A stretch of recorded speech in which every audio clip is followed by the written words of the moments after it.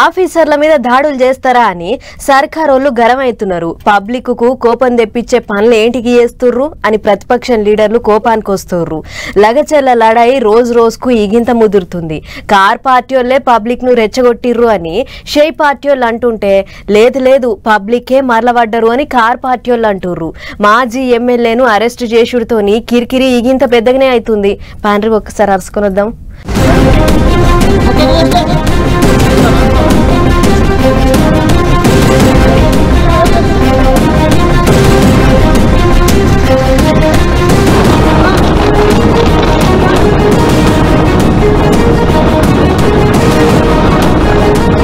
పొద్దుగాల ఇంత పచ్చిగాలి వీలుద్దామని పట్నంలో ఉన్న కేబీఆర్ పార్కు పోయి నడుస్తా అంటే అదాట్న పోలీసు వాళ్ళు వచ్చి కోడంగల్ మాజీ ఎమ్మెల్యే పట్నం నరేందర్ రెడ్డిని రెక్కలు పట్టుకొని ఎత్తుకొని పోయిండ్రు. బండెక్కిచ్చి దోల్కపోయిండ్రు. ఆగో ఆగో ఆగో అంటేనే వికారాబాద్ లో తేలినరాట. అట్నుంచి పరిగి గిట్ల తిప్పుడే తిప్పిండ్రు. లగచర్ల లడాయిల పేరు గట్టిగా వినిపిస్తున్న సురేష్ అనేట ఆయనతోని మాజీ ఎమ్మెల్యే లాగాతారు మాట్లాడిండట ఫోన్లు. అందుకే ఏమేం కథ ఏం నడిచింది అనేది తెలుసుకొని ఇంకా అరెస్ట్ చేసిండ్రట పోలీసు వాళ్ళు. ఇగిదిట్లుంటే పబ్లిక్ తిరగబడి దాడి చేస్తే దాన్ని మా మీద ఏంటికి వేస్తున్నారు అని కోపానికి వస్తున్నారు కారు పార్టీ వాళ్ళు. ఓ మాజీ ఎమ్మెల్యేను గట్ల నలుగురు చూస్తా అంటే ఎత్తుకపోతారా అని మాజీ మంత్రి గట్టిగానే కోపానికి వచ్చిండు. రాష్ట్ర డీజీపీని అడుగుతా ఉన్నా, ఈ రాష్ట్రంలో ఉన్నది ప్రభుత్వ జీతం తీసుకుంటున్నా ప్రజల చేత పన్నుల రూపంలో వస్తున్న జీతాలు తీసుకుంటున్న పోలీసు వాళ్ళు ఉన్నారా, లేదా రేవంత్ రెడ్డికి ప్రైవేట్ సైన్యంగా పనిచేస్తున్న పోలీసు వాళ్ళు ఉన్నారా? ఎందుకు ఏ కారణం చేత మీరు ఈరోజు ఒక ఎంపీ గారిని ఆపుతారు, మహబూబ్ నగర్ ఎంపీని? రేపు మేము కూడా పోతాం, మమ్మల్ని కూడా అడ్డుకుంటారా? కానీ అదే తిరుపతి రెడ్డికి మాత్రం సెక్యూరిటీనిచ్చి ఆయన కూడా 300 మందినిచ్చి మరి అక్కడ 144 సెక్షన్ పెట్టినామన్నారు. పోయి ఇంటింటికి పోయి బెదిరిస్తుంటే ఏం చేస్తున్నది నీ పోలీస్ వ్యవస్థ అని అడుగుతా ఉన్నా. ఐఏఎస్ ఆఫీసర్లు ఐపీఎస్ ఆఫీసర్లు మర్చిపోకండి, పక్కనున్న ఆంధ్రప్రదేశ్ లో ఏం జరిగిందో మీరు చూసినారు. ఇలా అతి చేస్తే అతి వేషాలు వేస్తే రేపు తెలంగాణలో కూడా గదే జరుగుతుంది. దయచేసి మీరు బలి పశువులు కాకండి. ఇంకో దిక్కు మంచి చెడు అరుచుకోనికే పోయిన ఆఫీసర్ల మీద దాడి చేస్తారా, పబ్లిక్ ను రెచ్చగొడతారా అని కారు పార్టీ వాళ్ళ మీద గరం అవుతున్నారు షేయ్ పార్టీ లీడర్లు. దాడి చేసిన వాళ్ళని ఇడిచేదే లేదన్నట్టు మాట్లాడుతారు. ఈ రోజు దాడి చేసినటువంటి ఆ వ్యక్తి మీ పార్టీకి సంబంధించిన వ్యక్తి అని మీరు ప్రకటన కూడా చేసుకున్నారు. ప్రకటన చేసి ఏమన్నా తప్పు జరిగింది పొరపాటు అయింది అని ఏమన్నా సన్యాసి ఇచ్చారా సమాజానికి కానీ ప్రభుత్వానికి కానీ అంటే లేదు. అదేదో గొప్ప పని అయినట్టుగా చేస్తా ఉన్నాను. నేను అడుగుతా ఉన్నాను, 10 సంవత్సరాలు ఈ రాష్ట్ర ముఖ్యమంత్రిగా చేసిన కేసీఆర్ గారిని అడుగుతా ఉన్నాను. మీరు ఈరోజు ప్రతిపక్షంలో ఉన్నారు, ఇది కరెక్టా? మీరు బయటకు వచ్చి మాట్లాడండి. ప్రభుత్వ యంత్రాంగం పనిచేసే కార్యకలాపాలు అడ్డుకొని భౌతిక దాడులు చేయడం కోసం ప్రయత్నం చేస్తూ ఉంటే ఎంత పెద్దవాళ్ళనైనా ఉపేక్షించేది లేదు. ఎవరినైనా చట్ట ప్రకారం శిక్షిస్తాం. ఈ రాష్ట్రంలో చట్టబద్ధమైనటువంటి పాలన అందిస్తాం. అటు చూస్తేనేమో రైతులను అరెస్టు చేసి కొడతాండ్రు. సర్కారు వాళ్ళకి ఇదేమన్నా న్యాయమేనా అని అడుగుతాండ్రు కారు పార్టీ వాళ్ళు. పువ్వు పార్టీ వాళ్ళు కూడా లగచర్ల పోదామని గట్టిగానే తిప్పలబడ్డారు గాని అందరిని అరెస్టు చేసి అక్కడి నుంచి వెళ్ళగొట్టిండ్రు పోలీసు వాళ్ళు.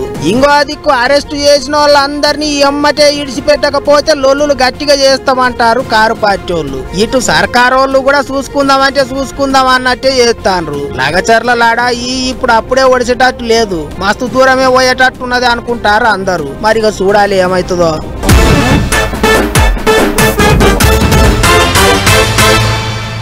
బుల్డోజర్ అంటేనే గీ నడుమ చాలా మందికి బుగులైతుంది. ఎప్పుడు ఎవళ్ళొచ్చి ఇండ్ల మీద పడి కూలుస్తారోనని చాలా మంది ఆగమాగమైతుర్రు. ఒక మన దిక్కని కాదు, దేశంలో చాలా జాగల్లా సర్కారోళ్ళు బుల్డోజర్లతోని న్యాయం చేయాలని చూస్తుర్రు. తప్పు చేసిన వాళ్ళ ఇండ్ల మీదకి బుల్డోజర్లు పంపించి కూలగొట్టిస్తుర్రు. గిదే ముచ్చట మీద కొంతమంది సుప్రీంకోర్టుకు పోయిర్రు. ఇక చూడుర్రి బుల్డోజర్ న్యాయం మీద పెద్దసార్లు ఏమన్నారు. తప్పో ఒప్పో ఏం తేలకుండానే ఎవరంతకు వాళ్ళు పొక్లే ఇండ్లు పంపించి ఇండ్లు కూలుస్తాం, మొత్తం పరంపరం చేస్తాం అంటే ఊకునేది లేదు అని సర్కారోళ్లను ఆఫీసర్లను గట్టిగానే ఆర్చుకున్నారు సుప్రీంకోర్టు సార్లు. ఈ నడమ అంటే చాలు జేసీబీలు పంపి ఇండ్లు కూలగొడతారు కదా, ఎట్లా సారు గిట్లయితే అని చాలా మంది సుప్రీంకోర్టుకు పోయినరాట. అన్ని తీర్ల మాట ముచ్చట్లు చేసి సుప్రీంకోర్టు పెద్ద సార్లు ఏమన్నారంటే ఇప్పటి సంది వెనక ముంగట చూడకుండా తప్పొప్పులు చూడకుండా జేసీబీలు తీసుకుపోయి ఇండ్లు కూలిస్తే ఆ కూల్సిన వాళ్ళే పైసలు కట్టియాలి, కూల్సిన ఆఫీసర్ల జేబులకేంచే నష్టపోయిన వాళ్ళకు పైసలు ఇవ్వాలి అన్నట్టు చెప్పిండ్రు. ఇల్లు కట్టి చూడు పెండ్లి చేసి చూడు అన్నారు వెనకటోళ్ళు. ముప్పు తిప్పల పడితే గాని సొంత ఇండ్లు కట్టుకోలేము. అసోంటిది అదాటన పోయి జేసీబీలు పెట్టి ఇండ్లు కూలిస్తే ఎట్లా? పబ్లిక్ ఏం కావాలి? రోడ్డున పడేస్తారా అన్నట్టు కూడా మాట్లాడినరట కోర్టు సార్లు. అంతేకాదు ఒకవేళ తప్పు చేసినా 15 దినాలు టైం ఇవ్వాలి అని చెప్పిండ్రట.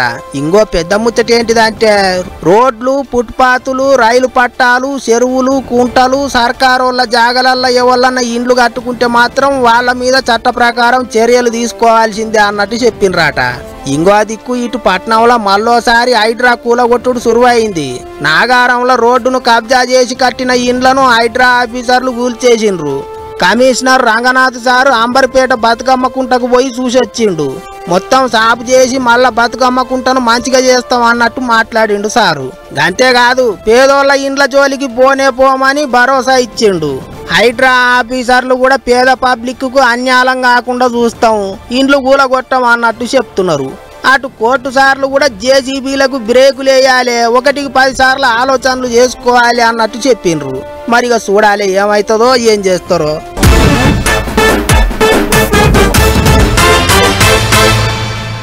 అట్లా ఇట్లా ఏపీ అసెంబ్లీ మీటింగ్లు షురువైనాయి. పద్దు లెక్కలు అందరూ చదువుకొని రావాలి, అందరూ మాట్లాడాలి అని ముందుగానే స్పీకర్ సార్ చెప్పి మరీ సెలవు ఇచ్చిండు. ఎమ్మెల్యేలకు క్లాసులు కూడా చెప్పిర్రు. అటు ఫ్యాన్ పార్టీ వాళ్లకు బలం ఎక్కువ ఉన్న మండలి మీటింగ్లు కూడా షురువైనాయి.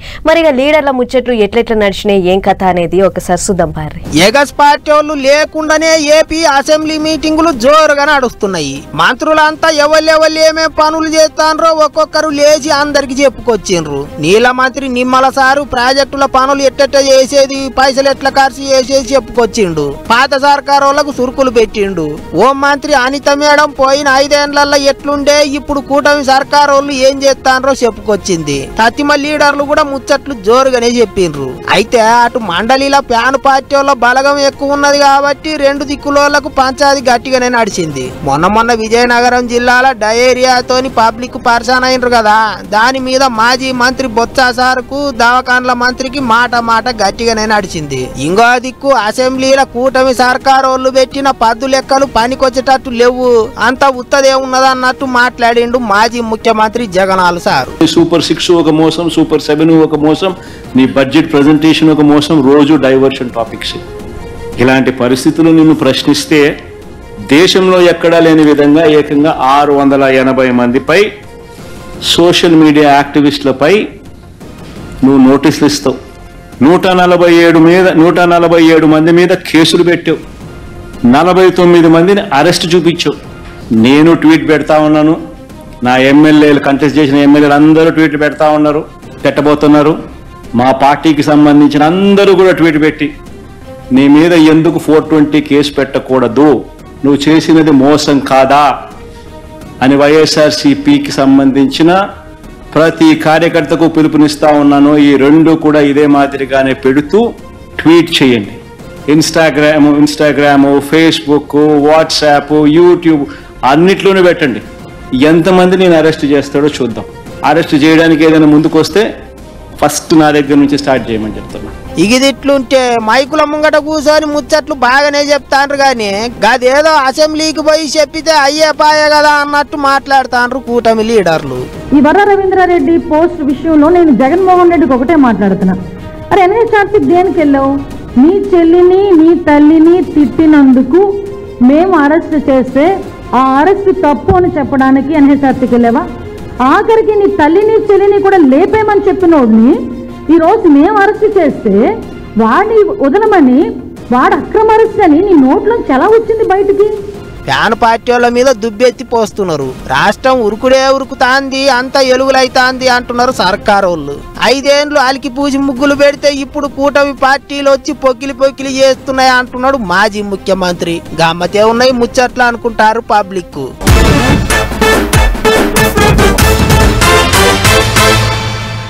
దేశంలో ఎక్కడ ఓట్లు వచ్చినా అక్కడి లీడర్లేమో గానీ వాళ్ళకంటే ముందుగానే మన తెలుగు రాష్ట్రాల లీడర్లు అడిగి పోతుర్రు. వాళ్ళకంటే ఎక్కువ అక్కడి పబ్లిక్ కు మనోళ్ళే ముచ్చట్లు చెప్తుర్రు. అట్లిప్పుడు మహారాష్ట్రాల అయ్యేటి ఓట్ల ప్రచారాలకు ఒకళ్ళెనక ఒకళ్ళు అన్నట్టు తెలంగాణకెంచి షేయ్ పార్టీ లీడర్లు పొంటలు పెట్టుకొని పోతుర్రు. అటు ఏపీకెంచి కూడా పెద్ద పెద్ద లీడర్లు పోయి అక్కడ పబ్లిక్ కు జోరు జోరు ముచ్చట్లు చెప్పొస్తుర్రు. దేశంలోనే మన తెలుగు రాష్ట్రాల లీడర్లు ఫస్ట్ ప్లేస్ అబ్బా, ఎండ్లా అనుకుంటున్నారు ముచ్చట్లు చెప్పుట్లా. అందుకనే ఏడ ఓట్లైనా ముందుగాల రాండ్రి రాండ్రి అని మన లీడర్లనే పిలుచుకుపోతున్నారు. మైకులు ఇచ్చి మీటింగులలో ముచ్చట్లు చెప్పిస్తున్నారు. అట్లా తెలంగాణకేంచి తీరుకున్నప్పుడల్లా షేయ్ పార్టీ లీడర్లు మహారాష్ట్రకు పోతున్నారు ఓట్ల ప్రచారానికి. అక్కడి పబ్లిక్ కు పూసగుచ్చుతున్నారు ముచ్చట్లన్నీ. అక్కడి లీడర్ల కంటే మనోళ్ళే ఎక్కువ హామీలు ఇస్తున్నారట. సీఎం రేవంత్ రెడ్డి సార్ సందు దొరికితే చాలు మహారాష్ట్రకు బండి కడుతున్నాడు. ఢిల్లీ పెద్దోళ్లను కలిసి వచ్చేందుకు పోయిన సీఎం సార్ ఆడికెంచి సీదా మహారాష్ట్రకు వచ్చిండు. అక్కడి షేయ్ పార్టీ వాళ్ళ కండగా ప్రచారాలు జోరుగా చేసిండు సీఎం సారు. మహారాష్ట్ర పబ్లిక్ కు చెవుల్లో తేనె పోసినంత సల్లడి ముచ్చట్లు చెప్పుకుంటూ పూసగుచ్చిండు. ఒక్క సీఎం సారే కాదు, తేపకోళ్ళు అన్నట్టు మంత్రులు పొంటలు పెట్టుకుని మహారాష్ట్రకు పోతున్నారు. మొన్నటికి మొన్న సీతక్క పోయి వచ్చింది. ఇటు మన తెలంగాణకేంచే కాదు, అటు ఏపీకేంచి కూడా లీడర్లు మహారాష్ట్రలో పెట్టేటి మీటింగ్లకు పోతారట. అందరేమో కానీ అక్కడి చిన్న CM Pawan Kalyan sir NDA తరపుకేంచి మహారాష్ట్రలో ప్రచారానికి పోయే తందుకు తయారైతుండు. వచ్చే శనైతారాలు అక్కడనే తిరుగుతున్నాడట. అటు సెంట్రల్ సహాయ మంత్రి బండి సంజయ్ సార్ సుతా మహారాష్ట్రలోనే తిరుగుతున్నాడు. నాగపూర్ లో తిరుగుకుంటా పువ్వు పార్టీ వాళ్ళ కొరకు ప్రచారాలు చేస్తున్నాడు. ఇక అక్కడికి పోయిన తెలంగాణ సర్కారులను చాపించడం మాత్రం అస్సలు మర్చిపోలేదు బండి సారు. 6 గ్యారెంటీల కడ సులువు చేసి తెలంగాణకేంచి మహారాష్ట్రకు పైసలు పట్టుకొచ్చేడు దానిక అన్ని ముచ్చట్లు పూసగుచ్చిండు. గిట్లా అటు ఏపీ లీడర్లు ఇటు తెలంగాణ లీడర్లు అందరు మహారాష్ట్రలోనే రాజకీయాలు నడిపిస్తున్నారు. పోయినోళ్ళు పోయినట్టే అక్కడ లీడర్ల కంటే ఎక్కువ పబ్లిక్ కు వీళ్ళే హామీల మీద హామీలు ఇస్తున్నారు. మరి చూడాలే మనోళ్ళ దాంట్లో ఎవరు ఎక్కువ ముచ్చట్లు చెప్తారు, ఎవరి ముచ్చట్లకు ఎక్కువ ఓట్లు రాలుతాయి అనేది. గాని ఏడ ఓట్లైనా ఆడ ముందుగాల ఉండేది మన తెలుగు లీడర్లే పోండి అబ్బా.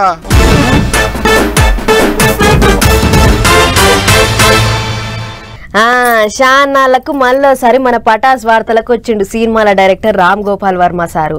అప్పుడెప్పుడో 4-5 నెలల కింద ఏపీలో ఓట్ల ముంగట మాట్లాడుకున్నాం సార్ ముచ్చట. అప్పటి సంధి ఇక వార్తలకే రాలేదు గాని సార్ మళ్ళోసారి వార్తలకు ఎక్కిండు. ఇక సార్ ముచ్చటేముంది ఏంది కథ అనేది అంతా ఒక్కసారి అరుసుకొని వద్దాం పారి. సుయ్యం అంటే నాకో బూరి అన్నట్టే అన్నిట్లో ఏలు పెడుతుంటాడు. అంటే సోషల్ మీడియాలో చేతికి వచ్చినట్టు రాసుకొస్తుంటాడు. వాళ్ళ ఈ ఫోటోలు సోషల్ మీడియాలో పెట్టుకుంటా పొలక చాపిస్తుంటాడు. ఉన్నదోటి లేనితోటి ఈపికి తగిలించుకుంటాడు సినిమాల డైరెక్టర్ రామ్ గోపాల్ వర్మ సారు. అట్ట గీనడు మోపాలు ఏపీ సర్కారు అదే సీఎం చంద్రబాబు సారు, చిన్న సీఎం పవన్ కళ్యాణ్ సారు, మంత్రి లోకేష్ బాబు ఫోటోలను మార్పింగ్ చేసి ట్విట్టర్ గుట్లే పెట్టిండు అనేది దాని మీద పెద్ద లడాయే నడుస్తుండే కదా. ఇప్పుడు గా లడాయి ముళ్ళకంప గాలికి ఎగిరి చక్కగా వర్మ సార్ ఈపికే తగిలింది. ప్రకాశం జిల్లాలున్న మద్దిపాడు పోలీస్ స్టేషన్ లో ఐటీ యాక్ట్ కింద కేసు రాసుకున్నారు పోలీసు వాళ్ళు. అంతేకాదు సార్ను ఇషారాలకు రమ్మని పిలిచేందుకు నోటీసులు పట్టుకుని చక్కగా హైదరాబాద్ లో ఉన్న వర్మ సార్ ఇంటికి వచ్చారు. ఈ నెల 19న అంటే వచ్చే మంగళవారం నాడు ఒంగోలున్న రూరల్ సర్కిల్ పోలీస్ స్టేషన్ కు చక్కగా ఇషారాకు రావాలని నోటీసులలో రాసిరట.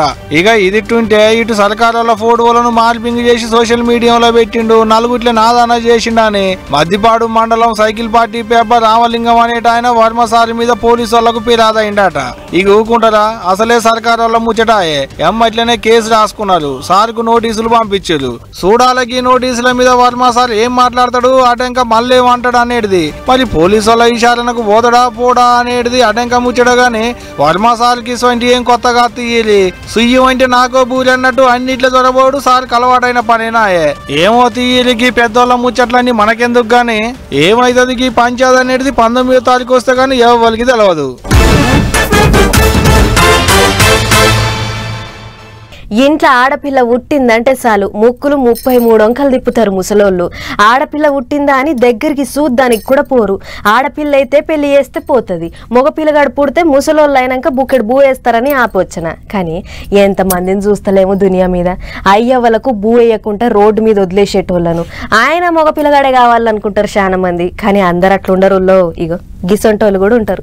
బంతి పూలు, శామంతి పూలు, గులాబీ పూలు బజారు గడపల్లకేంచి ఇంట్లో లోపల గడపల్ల దానక ఇట్ట తీరు పూలతోని పూల పాన్పు పరిచిరు. ఇంటి గడప ముంగట పూలతోని పట్నాలేసిరు ముద్దుగా. ఇక్కడ గులాబీ పూల రెక్కలతోని వెల్కమ్ అని రాసిరు. ఎవరికి అనుకుంటున్నారు? ఇగో గీ బుజ్జమ్మకే. మైబాదు జిల్లా కే సముద్రం మండలం తాళ్లపూసపల్లి అనేటి ఊళ్ళో ఉండేటి పొడకంటి క్రాంతి కుమారు సుమ అనేటికి ఆలుమొగలకు తొలత 2 కాన్పులు మగపిల్లలే పుట్టిలాట. అయినా ఏం లేదు, మాకు ఆడపిల్ల కావాలని ఇంకో కాన్పు కుంచుకుంటే 3వ కాన్పుకు ఆడపిల్ల పుట్టింది. దవాఖానకేంచి తొలత లచ్చిందేవి ఇంట్లో అడుగు పెడుతుందని ఇగో గీతీరిగా పూల పాన్పు పరిచి స్వాగతం పలికిరు అన్నట్టు ఇంటోళ్ళు.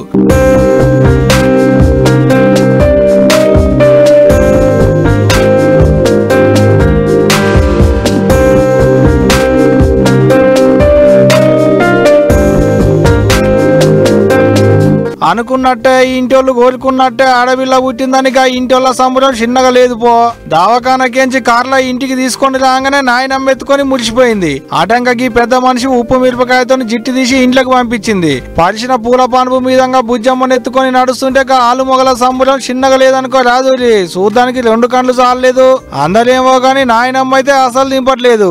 అంతేకాదు చూడ్డానికి వచ్చిన వాళ్ళకి ఇగో ఇట్లా స్వీట్లు పంచి అందరు నోర్లు తీపి చేసిరు. లేక ఇంట్లో ఆడపిల్ల పుట్టిందని ఇంటోళ్ళ సంబరాలు మామూలుగా లేవు. ఇప్పుడైతే బుజ్జమ్మ కాళ్ళ అమ్మ నాయనలు ఇంటోళ్ళు ఏం చేస్తున్నారో తెలియదు గాని పెద్ద అయినాక నలుగురు చెప్తుంటే చెల్లెమ్మ మురిపం కూడా చిన్నగా ఉండదు కావచ్చు. ఇక ఎంతైనా ఇంటి ముంగట ఆడవిల్లుంటే కలే వేరబ్బా.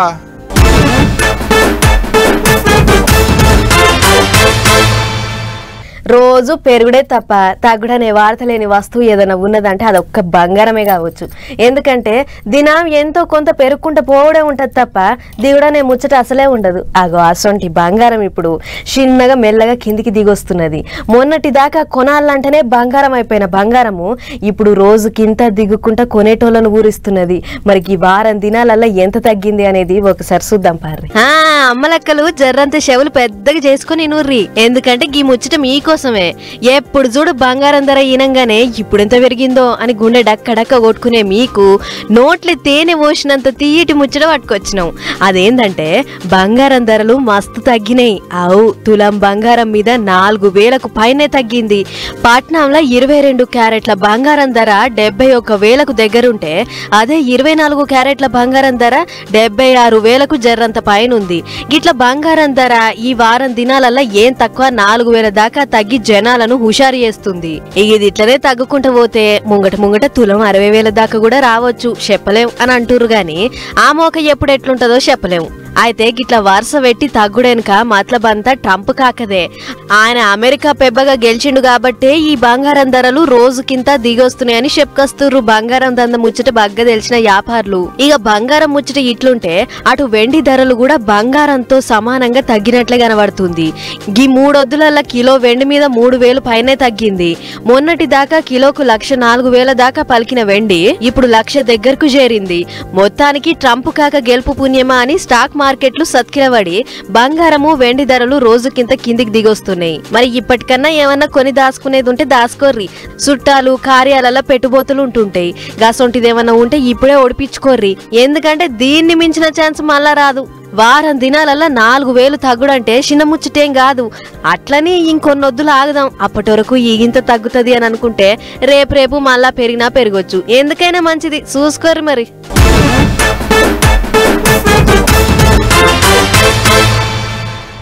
చుక్కు రైలు వస్తుంది, పక్కకు జరగండి, ఆగినాక ఎక్కండి, హైదరాబాద్ లా దిగండి అని చిన్నప్పుడు బళ్ళే రైలు బండి మీద పాట పాడుకున్నాం. యాదుకున్నది కదా.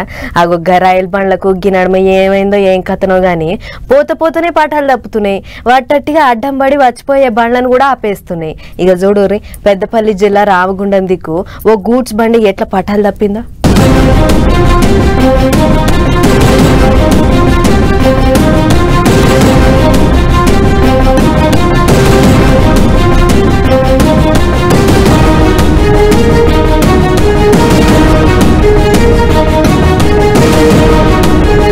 ఈ రైలు బండ్లు సల్లగుండా వీటికేమన్నా దయ్యం గిట్లా పట్టిందా ఎట్లా? నెలల 3-4 మాటల పట్టాలు తప్పుతున్నాయి. అట్లనే రామగుండం దిక్కు గీ గూడ్స్ బండి పట్టాలు తప్పి గిట్ల ఒక పక్కకు ఒరిగింది. 11 బోగీలు షిల్ల కొల్లం అయినాయి. మంగళవారం రాత్రి 10 గంటలకు రాఘవాపురం కన్నాల గేట్ దిక్కు ఈ టక్కరయ్యింది. కర్ణాటక రాష్ట్రం బళ్ళారికెంచి ఇనుప సుట్టాలతో బయలుదేరిన గీ బండి ఉత్తరప్రదేశ్ రాష్ట్రం గాజియాబాద్ పోతుందట. అట్లా పోంగ రామగుండం దగ్గర పట్ల ఈ ఆపత అయ్యిందన్నట్లు. బండి రువ్వడిగా పోతుంటే లోడ్ ఎక్కువండి బోగీల మధ్య లింకులు తెగిపోయి ఆయనతో బోర్ల పడ్డాయట. ఇక ముచ్చటెరికైన సెంటర్ మంత్రి బండి సంజయ్ అన్న రైలు అధికారులకు ఫోన్ కొట్టి వెంటనే చూడాలే అని అరుచుడే ఆలస్యం. అధికారులు 8 క్రేన్లు 3 జేసీబీలు 500 మంది పనోళ్లను ఎమ్మటేసుకుని రానే వచ్చిర్రు. బోర్లవడ్డ బోగీలను క్రేన్లు లేపితే ఖరాబైన పట్టాలను ఇంకా కంకర్ను జేసీబీలు లెవెలింగ్ చేస్తున్నాయి. అటు ఉత్తర దక్షిణ భారతదేశానికి ఇదే పెద్ద తోవాట. కాజీపేటకెంచి బల్లర్ష పోయే తోవ అవుడుతోని ఇటుకెంచి పోయే రైళ్లను ఎక్కడి అక్కడ ఆపేసిర్రు అధికారులు. నవజీవన్ ఎక్స్ప్రెస్ ను విజిగిరి షరీఫ్ లో ఆపేస్తే సంపర్క్ క్రాంతి ఎక్స్ప్రెస్ ను పెద్దపల్లి దగ్గర పట్ల ఆపేసిర్రట. అదట్లుందా? ఇటు సికింద్రాబాద్ స్టేషన్ లో ప్రయాణికులు కొందరు లొల్లిమోబ్ చేసిర్రు. వీక్ స్పెషల్ రైలైన జమ్మూ తావి ఎక్స్ప్రెస్ ఎక్కిపోతానికి జనమంతా తయారై స్టేషన్ కు వచ్చిర్రట. కానీ అంతల్లే మీరు పోవాల్సిన రైలు ఇయ్యాల రాదు, రద్దు చేసినాం అని గూడ్స్ బండి టక్కర్ ముచ్చట చెప్పిర్రట అధికారులు. దీంతోని గింత ఆలస్యంగా చెప్తే ఎట్లా? మళ్ళా మేం వెనకకు వాళ్ళా? మాకు బండి రావాల్సిందే, వీ వాంట్ జస్టిస్ అని లడాయి షురూ చేసిర్రు. అటు అధికారులేమో గూడ్స్ బండి ఓనర్ లోడ్ చేయంగా పట్టాలు తప్పింది అంతే తప్ప ఇంట్లో టెక్నికల్ సమస్య ఏం లేదని చెప్పుకొస్తుర్రు. అటు అధికారులేమో ఖరాబైన 1/2 కిలోమీటర్ పట్టాలను పురాగా బాగు చేయాలంటే వారం దినాలు పడుతుంది అని అంటుర్రు. ఏదేమైనా బోర్ల పడ్డది ఒకటే బండి గాని ఈ తోవల పోయే పెద్ద పెద్ద బండ్లను ఆపేసి కొన్ని వేల మందిని ఇల్లు చేరకుండా చేసింది అని అనుకుంటుర్రు ఈ ముచ్చట చూసిన పబ్లిక్.